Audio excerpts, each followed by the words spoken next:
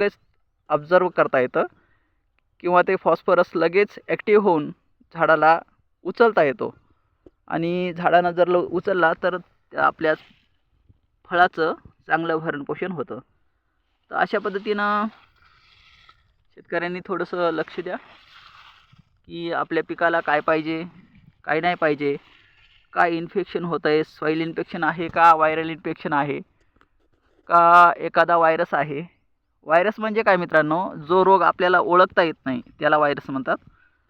आणि दुसरी गोष्ट, जे वातावरणामुळे येणारे जे काही किडी असतात त्या किडी कशा निवारण करायच्या, त्याचं जी सायकल आहे ती सायकल कशी तोडायची, त्यासाठी सायकल म्हणजेच स्प्रेचं शेड्यूल जर आपण पूर्ण केलं तर कुठल्याच प्रकारचे कीड आपल्या क्रॉपवर दिसू शकत नाही, कारण त्याची आपण सायकल तोडलेली आहे, प्रजनन शक्ती त्याची थांबवली